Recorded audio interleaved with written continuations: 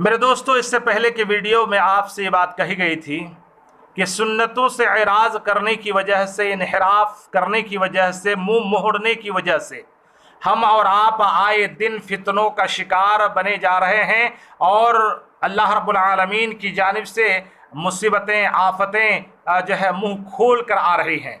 मेरे दोस्तों, अगर हम और आप चाहते हैं कि उनसे बचें तो ज़रूर है कि सुन्नतों को तलाश करें। मैं एक छोटी सी सुन्नत की तरफ आपकी तवज्जो दिलाना चाहता हूँ। इसलिए तवज्जो दिलाना चाहता हूँ कि आज मैं हूँ या आप हों या हमारे माशरे के लोग हों, वो ये कहते हैं कि आज की नई नस्ल बहुत ही ख़राब है।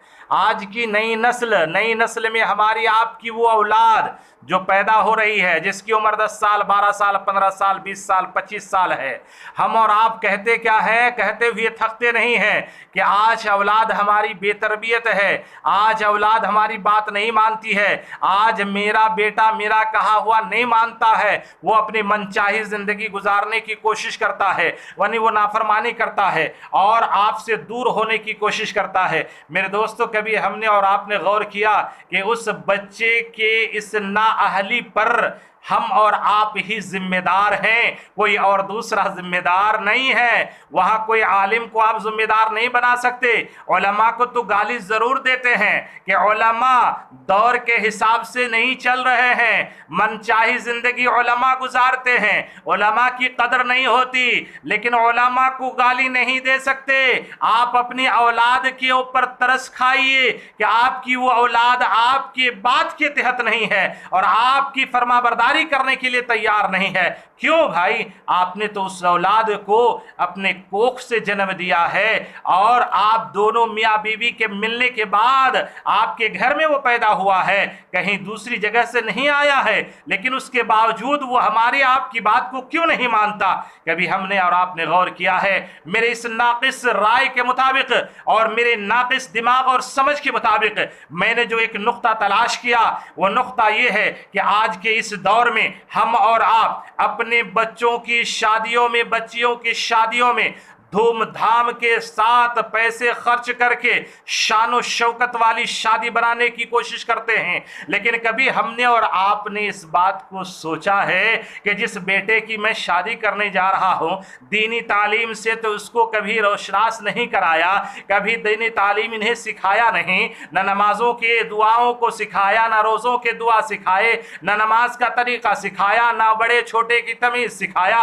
अब शादी का वक्त आ गया, शादी कर दे रहे हैं, लेकिन कभी हमने आपने गौर किया कि जिस बेटे की जिंदगी को खुशहाल बनाने के लिए 1 लाख 1.5 लाख की गाड़ी का मांग होता है, यानी बाइक का मांग होता है, 4 व्हीलर का मांग होता है, कभी उस औलाद के बारे में आपने गौर किया कि ये मेरी औलाद जब शादी के बाद पहली रात अपने बिस्तर पर जाएगा और पहली रात अपने बीवी को बिस्तर पर लेकर लेटेगा, सोएगा, तो उस वक्त इस औलाद का जो है अमल क्या होना चाहिए, इसकी ज़बान से क्या निकलना चाहिए, मियाँ बीवी की पहली मुलाकात में कौन सी दुआ पढ़नी चाहिए, मियाँ बीवी के मिलाप से पहले, मुलाकात से पहले भी दुआ, मिलने से पहले भी दुआ, कौन सी दुआ है? कभी हम और आप उस बच्चे को, उस बच्ची को याद दिलाने की कोशिश किए? नहीं किए। और जो याद नहीं दिलाया और जिसको याद नहीं रहा और वो मिला भी और वो मुलाकात भी किया, तो मेरे दोस्तों,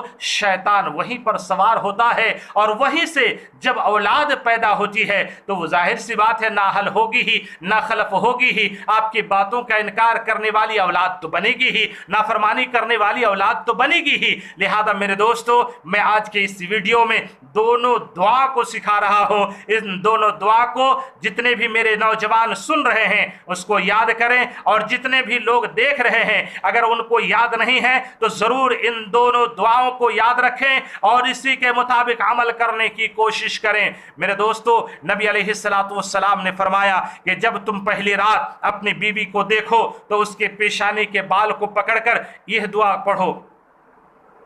नबी अलैहिस्सलातु वस्सलाम दुआ पढ़ने का हुक्म दिया, अल्लाहुम्मा इन्नी अस्अलुका खैरहा व खैर मा जबलतहा अलैहि व अऊज़ु बिका मिन शर्रिहा व शर्रि मा जबलतहा अलैहि।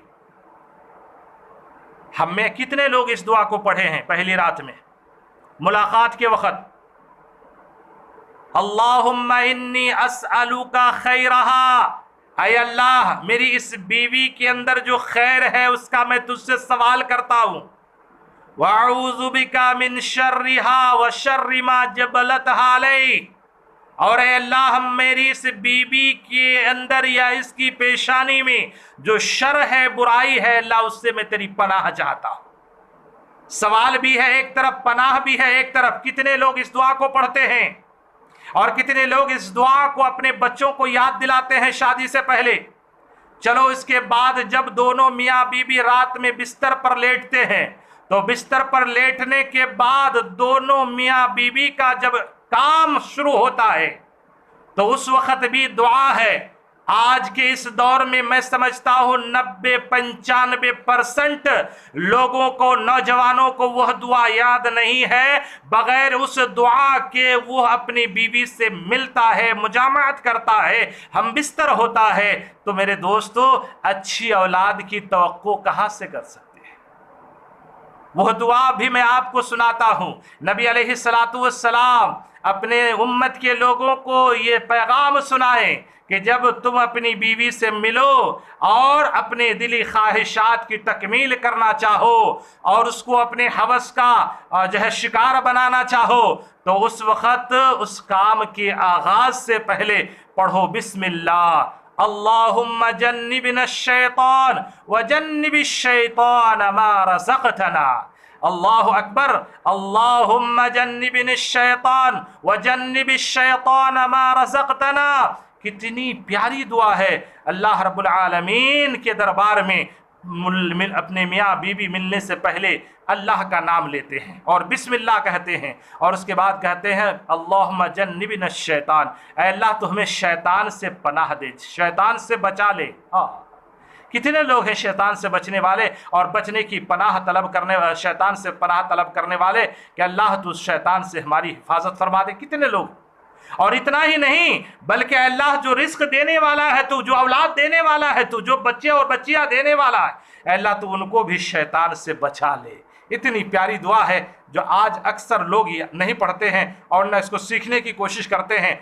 बस शैतान के साथ ही हमारा हर काम होता है, तो वहाँ बरकत कहाँ से आएगी? और उस बच्चे से हम नेक जो है और उम्मीद, नेकी का उम्मीद कैसे कर सकते हैं? और उस बच्चे के ताल्लुक से कैसे ये हम सोच सकते हैं कि अल्लाह तबारक व तआला इसको नेक बना देगा, सालेह बना देगा, अच्छा बना देगा, दीनदार बना देगा, मुत्तकी बना देगा, परहेजगार बना देगा? मेरे दोस्तों, अगर चाहते हो तो इन दुआओं को ज़रूर याद रखना। अल्लाह रब्बुल आलमीन हम सबको अमल की तौफीक इनायत फरमाए।